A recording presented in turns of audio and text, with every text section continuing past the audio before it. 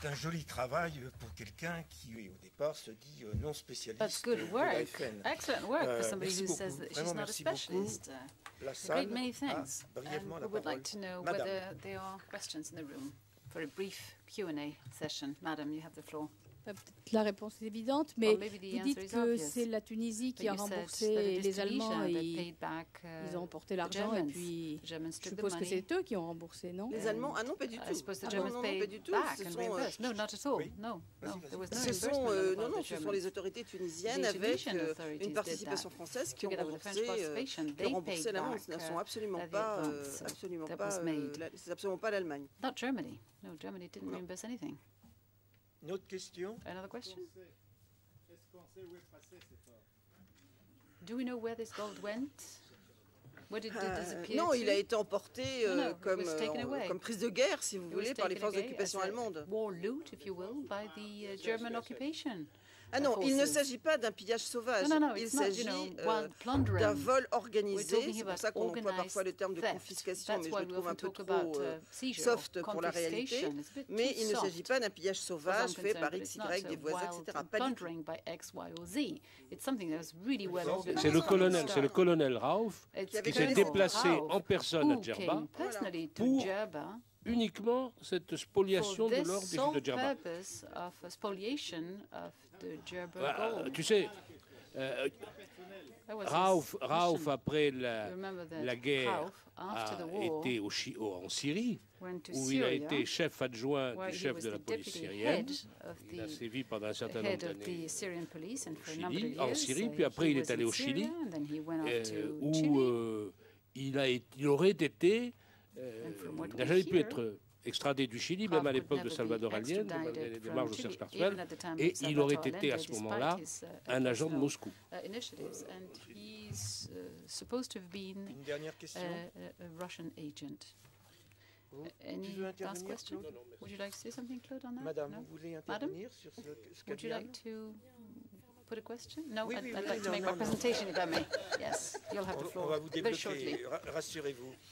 Donc, Not to worry. c'est la transition, madame. It's just for a smooth Donc, transition. So we'll give you the floor, madam, for your Valérie presentation. Hassan, My name is vous êtes chargée de Valérie cours à Hassan, l'Université de and, Reims, c'est bien you ça? teach at the Et University vous avez of soutenu une Reims, thèse sur and les you presented consistoires a PhD israélites d'Algérie au dissertation XIXe on siècle, what happened et ça a in the été Jewish publié community chez of Armand Algeria Collas, in the c'est ça? 19th century. Ça It's vient d'être Armand publié. Collas that just Voilà. published your book. Your dissertation has just been Vous avez published. coordonné un certain nombre You've de dossiers. coordinated Je a passe number vite, of je vous donne la different, parole puisque vous êtes très très pressé de files. nous dire donc. You're Non, really mais je in a pense hurry. que You want to make your presentation, je- so I'll hand over to you voilà, very ce n'est quickly. pas facile de No, passer. it's not easy Nous to sommes come last, d'accord. you know, Nous sommes d'accord. We all madame. agree that Donc it's not vous avez easy la to, parole et to maintenant take, vous êtes libéré. the last spot. Voilà. So please take Allez-y, the floor. vous avez 25 minutes. You have Donc le 25 titre minutes. de ma communication Okay, the n'est title pas of my exactement celui qui est presentation is not écrit sur le exactly the title programme, that c'est you quand have here Vichy on the réinventait program. le juif The title indigène is When algérien Vichy et non pas reinvented d'Algérie. Vous allez the, comprendre pourquoi c'est l'expression qui Algerian, était employée à l'époque.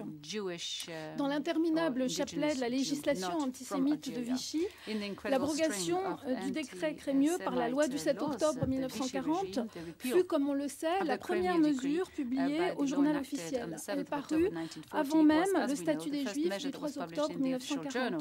It, Elle est was le published fait du even seul before the gouvernement State of de the Jews, Vichy of et ne the doit 3rd rien of à une October quelconque pression 1940. des autorités It was the sole allemandes. initiative of the Vichy regime En abrogeant that le was décret nothing du to any 24 kind of octobre pressure 1870, put, by qui the avait German accordé à authorities quelques by 35 000 repealing juifs de the la decree colonie dated, l'émancipation politique, 24th of October l'État 1870, français which had replace granted les to juifs dans leur 35,000 statut Jews d'indigènes of the israélites, political emancipation comparable à colony, celui the des citizenship, indigènes musulmans. French state Statut replaces comparable, Jews mais pas in exactement their former semblable, status puisque of, par une loi parue indigenous, juste après, Jews. une It's loi du like the 11 Muslim octobre Jews. Not 1940, exactly the same, les Juifs however, ne because peuvent there plus was a law enacted bénéficier on the des 11th of dispositions October de la 1940, loi du 4 and as per février this law, Jews could no 1919 longer qui be covered by the facilitait provisions of l'accession the des law enacted indigènes on the à la 4th of citoyenneté February française à 1919 titre on individuel. the accession of Mesure réactionnaire par excellence, indigenous l'abrogation members du of the décret population to Crémieux French citizenship on an opère individual incontestablement basis. It was a un retour en reactionary arrière. measure. Elle replace The la très repeal grande of majorité the des Juifs Crémieux d'Algérie, decree, leur nombre is est really alors going d'environ backwards 116 in 000, history, dans le statut because the juridique 120,000 défini par le Senatus Consulte du Jews of 14 juillet Algeria, 1865. then went back to their Sujet former français comme les indigènes musulmans, soumis donc au code de l'indigénat, les Juifs ont théoriquement le droit de demander la citoyenneté à titre individuel par une longue procédure.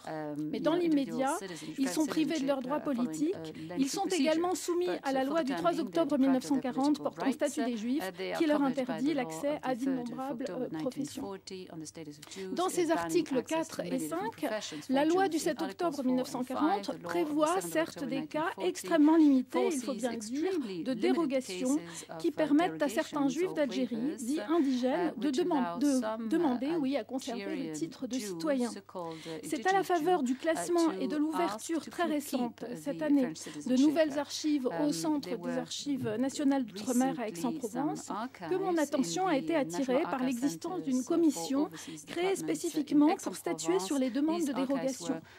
La lecture de ces documents conduit à s'interroger sur la notion de juif indigène algérien, qui, présentée comme une catégorie juridique par l'administration de Vichy, ne va pas de soi, comme on va le voir bientôt. Je me demanderai donc, pour commencer, quel sens donner à la loi du 7 octobre 1940, puis je décrirai les travaux de la commission chargée de l'examen des demandes de dérogation. Il n'y aura pas de troisième partie, parce que je pensais que je n'aurais pas le temps de... Donc ce sera un plan en deux parties. Voilà. Alors tout d'abord, comment interpréter la loi du 7 octobre 1940 ? Qui est visée par la loi ? Eh bien, c'est la mesure d'être précisée parce que c'est assez compliqué. D'un certain point de vue, la loi du 7 octobre 1940 est une curiosité. D'une part parce que c'est la première fois en France que des citoyens sont collectivement déchus de leurs droits civiques et politiques. De plus, la mesure a un caractère rétroactif. En cela, la loi constitue une rupture avec la tradition du droit français. D'autre part, on peut être surpris par son champ d'application, car s'il est vrai qu'elle vise à exclure les Juifs d'Algérie de la communauté nationale, elle ne s'applique pas à tous les Juifs d'Algérie, mais à la majorité d'entre eux, ceux qui ont été émancipés par le fameux décret Crémieux et leurs descendants. Ne sont donc pas concernés les Juifs descendants de naturalisés en vertu du Senatus Consulte impérial du 14 juillet 1865 et leurs descendants, ils sont peu nombreux. Environ 400 Juifs avaient ainsi obtenu la citoyenneté par décret impérial. Ensuite, les Juifs qui avaient été naturalisés auparavant par une mesure classique de naturalisation par décret. Ne sont pas concernés non plus les Juifs marocains et tunisiens devenus citoyens français par la loi de 1889 qui permet notamment à un fils d'étranger né sur le sol français de devenir français au moment de sa majorité. Et ça représente là également quelques centaines d'individus entre la promulgation de la loi et la Grande Guerre. Voilà, j'ai travaillé par recoupement, mais je n'ai pas le chiffre précis des gens qui sont concernés en 1940. Ne sont pas concernés, enfin, les Juifs des territoires du Sud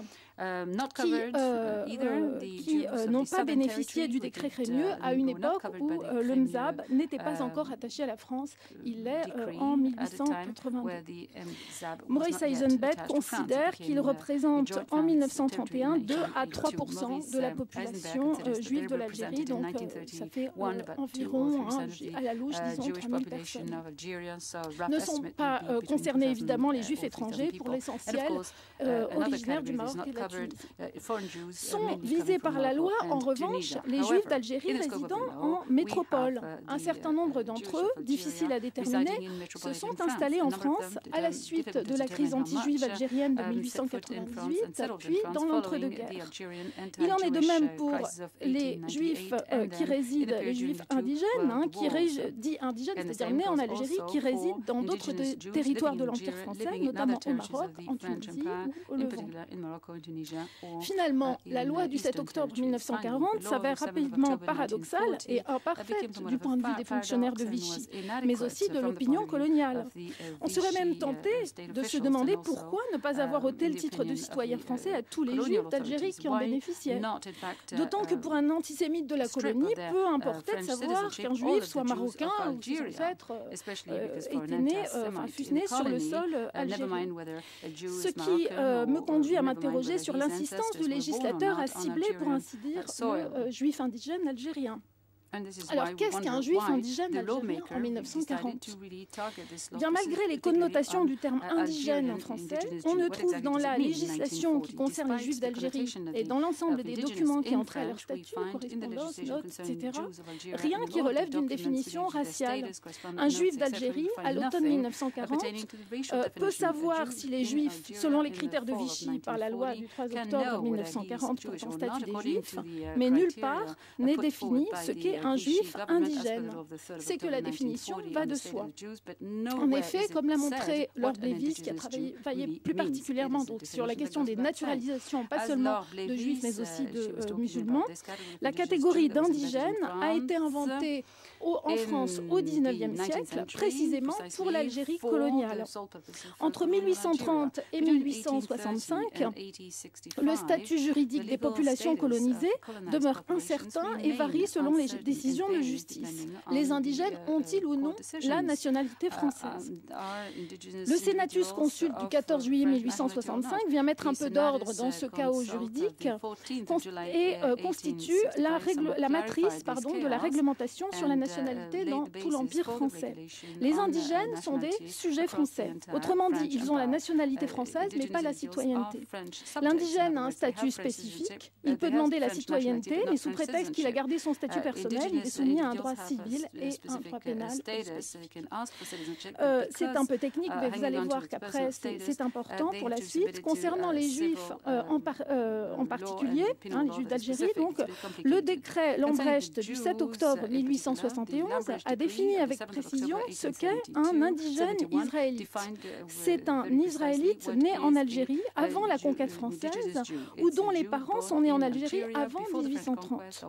Le décret Lambrecht, rappelons-le, avait pour but, dans un climat de contestation très véhémente du décret Crémieux, à la Chambre des députés et dans l'opinion, de limiter le champ d'application de ce décret. De cette manière, les Juifs marocains et tunisiens résidant en Algérie se trouvaient exclus de la citoyenneté.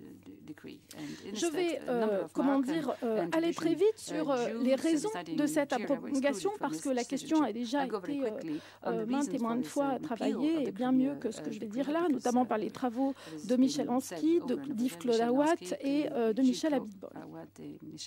Alors, tout d'abord, les raisons de cette abrogation, c'est que c'est un gage de popularité dans l'opinion française de la colonie. La raison d'être de la loi du 7 octobre 1940, c'est en tout premier lieu de donner satisfaction aux Français de la colonie en annulant une mesure ONI depuis 70 ans. Donc je n'insiste pas, on en a déjà parlé. La deuxième raison, c'est, on a tendance à peut-être l'oublier un peu, et c'est de régler la question juive en Algérie. Selon les plus hauts représentants de l'État français, le problème juif est plus grave encore en Algérie qu'en France métropolitaine.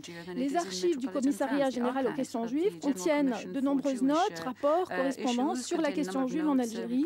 Les Juifs passent pour avoir un poids exorbitant sur l'économie, ce qui fait du règlement de la question juive dans le pays une priorité. D'Alger, où il fait un voyage, donc il a été question de ce voyage tout à l'heure, c'est précisément que Xavier Vallat a fait au début du mois d'août 1941 une tournée en Afrique du Nord pour étudier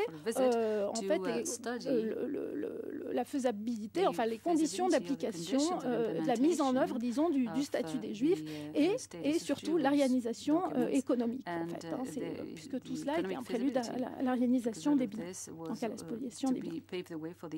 Donc, bref, Vallat écrit d'Alger que son projet en Algérie est d'éliminer du domaine politique et économique une influence juive qui s'est révélée si funeste à l'intérêt national. Du reste, que savent les dirigeants de l'État français des Juifs d'Algérie? Pétain, imprégné de la pensée de Maurras, considère que l'abrogation du décret Crémieux pourra résoudre tous les maux de l'Algérie, y compris la question indigène, la question musulmane. Quant à Xavier Vallat, son premier contact réel avec des Juifs s'est effectué au cours de son service militaire à Aix-en-Provence. Or, la première fois qu'il a vu des Juifs, c'était des Juifs d'Algérie. Alors, j'ai emprunté ce texte à la belle biographie de Vala par Laurent Joly.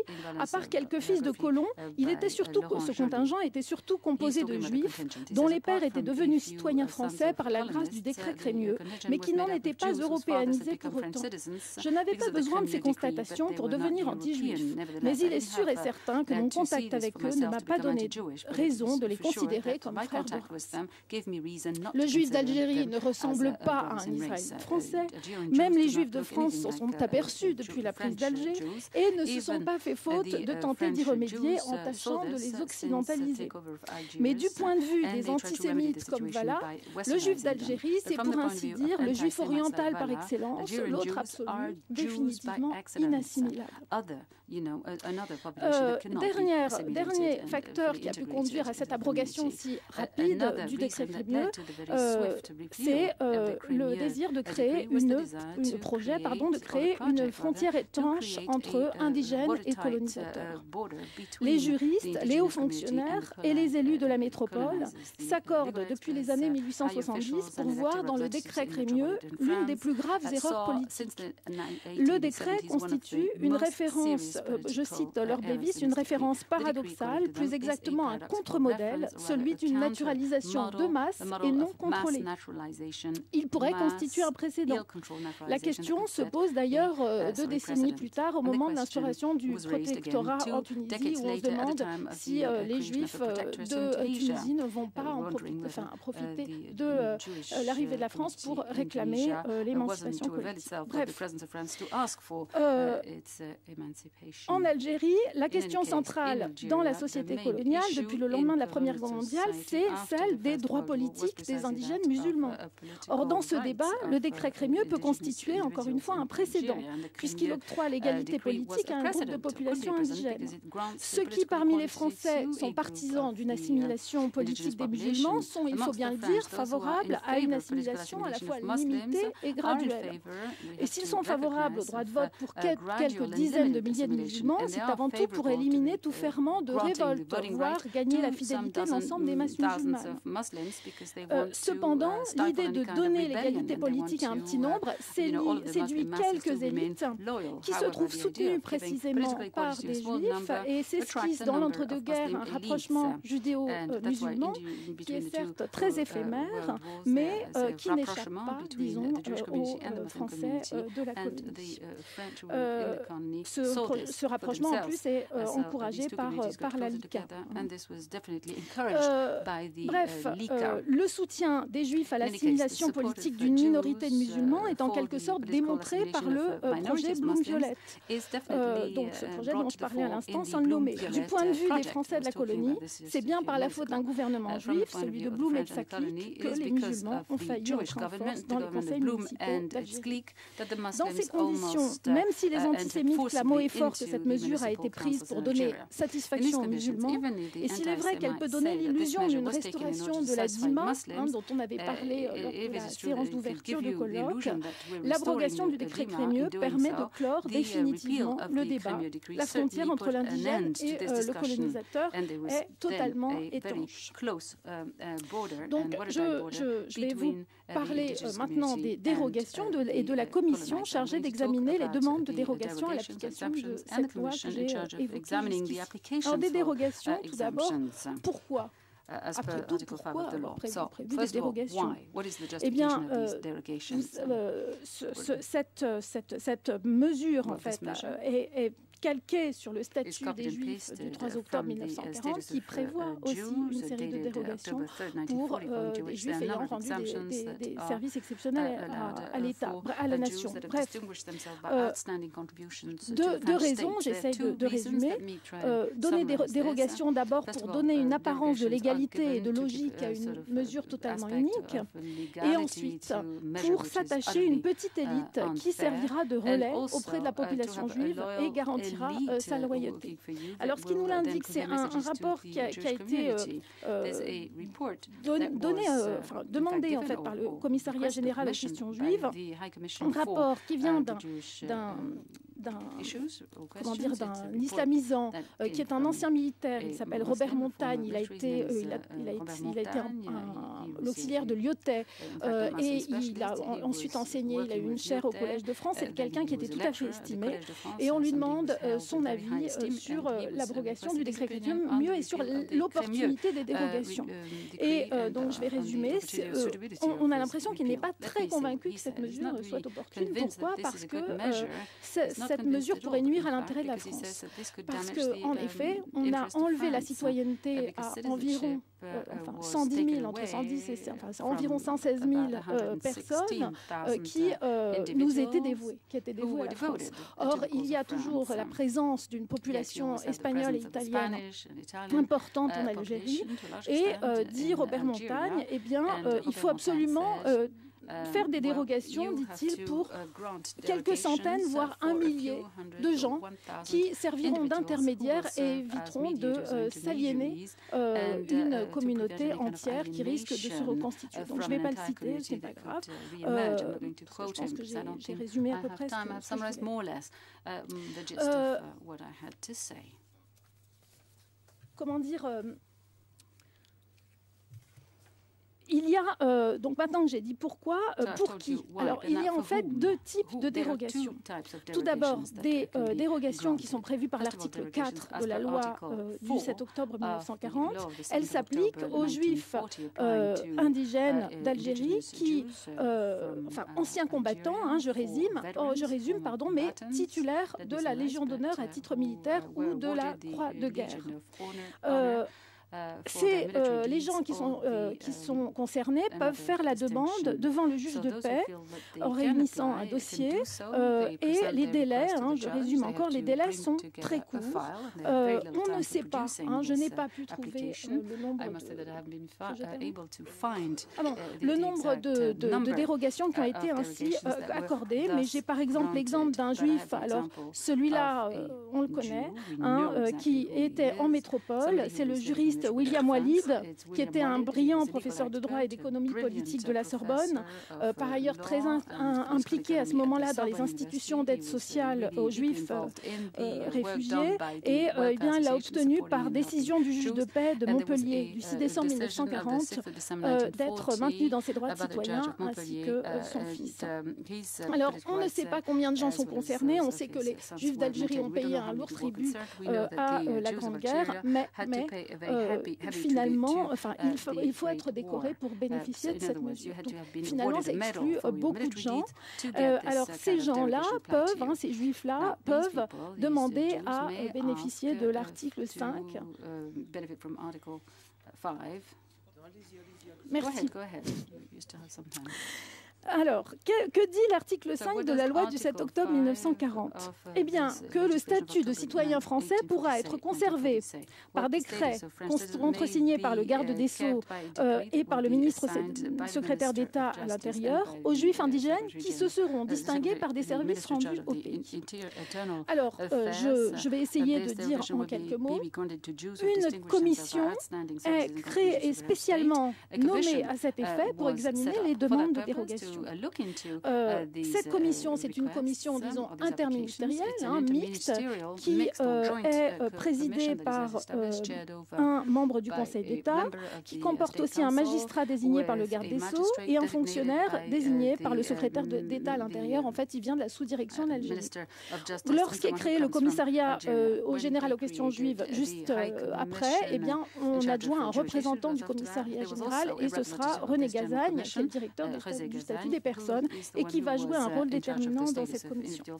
Donc je n'ai pas le temps de vous parler en détail, mais disons, si j'essaye de vraiment synthétiser, ce que je peux dire, c'est que cette commission, d'abord, elle était sous l'œil, par l'intermédiaire de Gazagne, sous le regard de Xavier Valin, qui était en permanence consulté finalement, qui intervenait par le biais de Gazagne.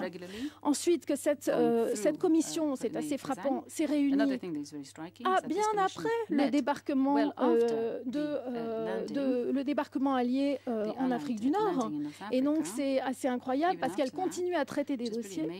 Et il y a une véritable... il y a beaucoup de demandes. Alors, les documents qu'on a sont très lacunaires. Ce sont des notes, enfin, on n'a pas de procès verbal officiel, etc. Ce sont des notes prises par les membres de la commission.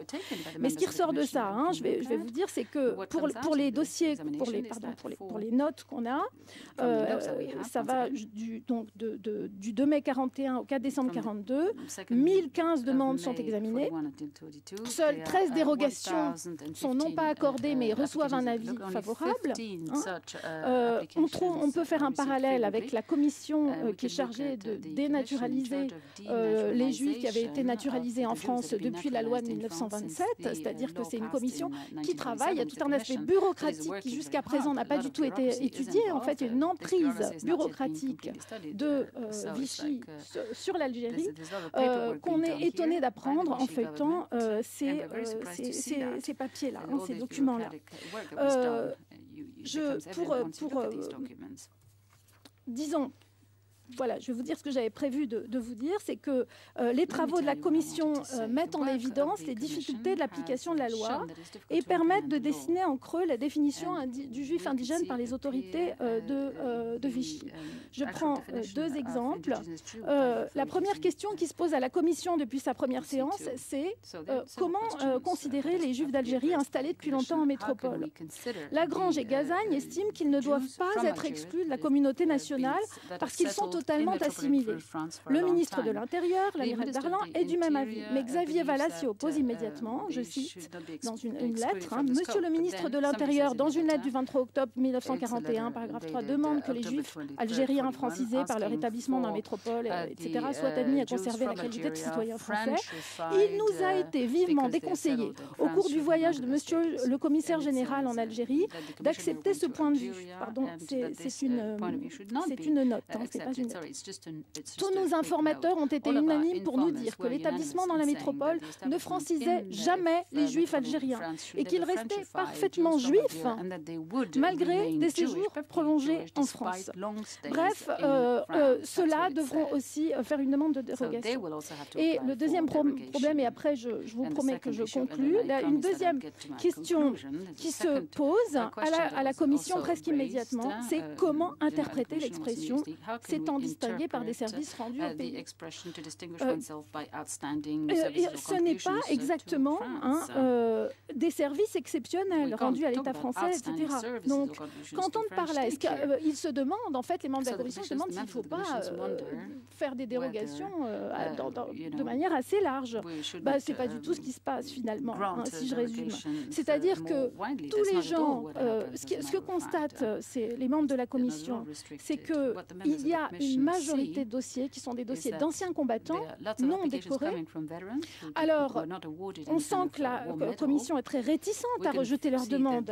Bien sûr, on pourrait parler de cette sacralisation de l'ancien combattant à cette période et par l'État français, par Vallat lui-même, enfin tout ce que vous savez là-dessus se trouve mobilisé à ce moment-là. C'est-à-dire que, évidemment, alors que fait la Commission? Elle demande une modification de la loi qui sera effectuée, c'est-à-dire ça donnera la loi du 18 février 1942 qui fera que tous ceux-là peuvent se contenter d'aller voir le juge de paix à condition de justifier d'une carte de combattant. Et là, donc, je vous promets, je vais bientôt arrêter, vous pourrez ranger. Ce qui est intéressant, c'est que la proposition est faite à Vallat, qui fait étudier par ses services. On se renseigne. Il a déjà fait le voyage, mais il a des contacts permanents avec des informateurs extrêmement neutres sur les Juifs en Algérie. Et ce qu'il apprend, c'est que, alors il dit qu'il est d'accord finalement parce qu'il n'y a que 5000 Juifs environ titulaires d'une carte de combattant en Algérie. Et puis on va faire réviser les cartes. On va demander au préfet de faire ce travail de révision pour vérifier qu'elles sont toutes bien valables, avec l'idée qui est indiquée par les archives qu'il y a eu beaucoup trop de Juifs qui ont eu des cartes de combattants en Algérie parce qu'ils travaillaient dans les bureaux militaires et donc ils ont distribué ça comme, je sais pas moi. Enfin bref, ils ont distribué ça à tour de bras et donc, voilà comment on voit l'absurdité mentionnée, bien sûr, par ailleurs, qui fait que c'est une commission qui a travaillé environ une fois par mois, qui a continué à travailler jusqu'en 1944, quand même, qui s'occupait des dossiers de juifs restés, qui avaient migré en métropole, et puis finalement pour un résultat c'était un moyen de renforcer encore l'exclusion sous l'apparence de proposer des dérogations. Donc pour finir, je voudrais dire que je n'ai pas eu le temps d'évoquer les dossiers des requérants, et on a parfois, surtout sur cette période, mais pas seulement, l'impression que les papiers d'archives nous brûlent les doigts parce qu'on est très bouleversé de découvrir des vies, des trajectoires. Et je dois dire que j'ai éprouvé ce sentiment quand j'ai trouvé ces archives, ces dossiers de demandeurs qui sont des archives de la préfecture de Constantine et d'Alger. Et ces dossiers, pour finir, je vous dirais juste ça, ces dossiers devaient être détruits. En fait, ils ont été théoriquement détruits en présence des représentants des Juifs en 1944. C'était une mesure, disons, c'était en vue de l'Union nationale, et notamment ce qui a été détruit, c'est ce qui concernait le recensement des Juifs. Mais ces dossiers sont censés avoir tous disparu, et en fait, parce que le président du consistoire de Constantine, André Bakouche, n'était pas là à ce moment-là, on n'a pas détruit certains dossiers. He wasn't around, so therefore these files could not be destroyed, and that's why we can have access to them today.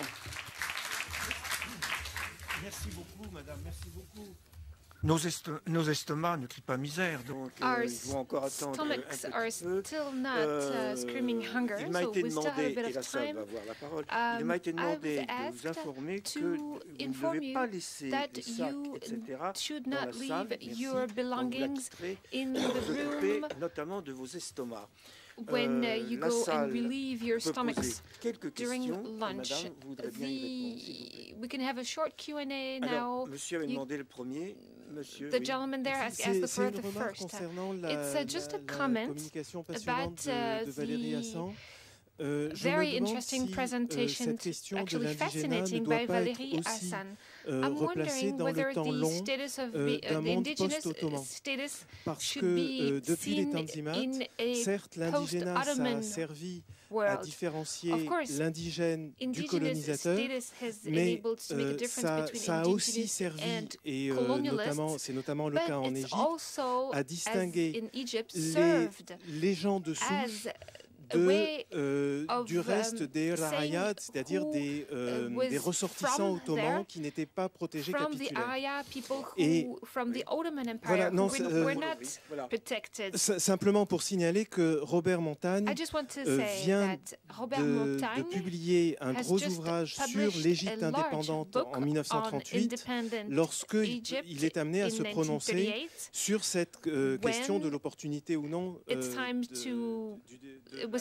du décret en Algérie. Et je pense qu'il a vu là fonctionner un système d'indigénat qui était certes une distinction entre anglais et indigènes, mais qui était aussi une distinction entre égyptiens et sujets ottomans. Je n'ai pas compris, vous avez dit qu'il vient de publier un livre. Ah oui, d'accord, non, d'accord. Oui, non, d'accord. Ok. Non, I understand now. Ce que j'ai à dire. He's not resuscitated. He had in the past. He had just then. That's what I meant. J'ai bien compris. Okay, I understood you, says Valérie Hassan. Another question there? Oui, bonjour. Ma question est simplissime. Je suis né à Constantine en 1942. Donc, quel était mon statut? Je suis né apatride. Rien n'apparaît de particulier sur mon extrait de naissance. Alors, d'abord, si vos parents étaient des juifs français, vous n'êtes pas apatride. Peut-être que je l'ai dit, peut-être pas. Dans ce cas, ce serait une erreur, mais il me semble l'avoir dit quand même. C'est que, en fait, on est même après l'abrogation du décret Crémieux, les Juifs restaient français. Ils avaient la nationalité. La citoyenneté n'est pas la nationalité. Donc ils avaient la nationalité française. C'est-à-dire qu'ils n'avaient pas les droits civiques et politiques des Français, qu'ils étaient soumis à une juridiction spéciale qui était le code de l'indigénat. En fait, c'était des tribunaux, des amendes spécifiques, etc. pour les indigènes. Donc, vous n'êtes pas né apatride, d'accord? Ensuite, la question des enfants, je n'ai pas eu le temps d'en parler, mais se pose pour les dérogations. C'est-à-dire qu'il y a beaucoup de gens qui écrivent pour savoir si leurs enfants, moi, je suis, moi, c'est pas moi en vrai, d'accord, on est d'accord, parce que c'est pour les hommes. Hein. Donc, si un homme conserve ses droits de citoyen, est-ce que ses enfants le conservent aussi? Et ça pose la question des écoles, de la scolarisation, parce que si les enfants restent citoyens, ils pourront continuer à aller à l'école, du moins théoriquement. Et en fait, pareil, la question donne lieu à de très longs débats, de très longues correspondances sur plusieurs mois, et on finit par conclure que, d'accord, la citoyenneté est conservée pour les enfants mineurs, mais pas pour les majeurs. Et il y a l'idée que c'est une mesure d'exception qui concerne, c'est in situ personnel, ça concerne une seule personne, un seul individu et pas toute sa famille, ce qui se pose aussi le problème des femmes, etc. For that very person. So did that answer your question? But of course, it was also different for women. I have a question, but is it just a comment or a question? It has to be a question. We can only listen to question because if it's just a comment, it's going to take forever. And the interpreter cannot hear what the person is saying because she's not speaking with a microphone. Oui, oui.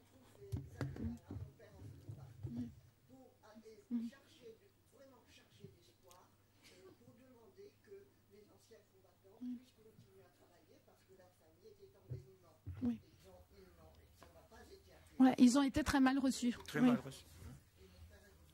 They weren't welcomed at all. Toutefois, Xavier Vallat a précisé qu'il avait beaucoup plus apprécié les anciens combattants d'Algérie que les anciens combattants de France. Ils étaient plus faillots. C'est vrai. Une question. Sir, you have a question? Moi aussi.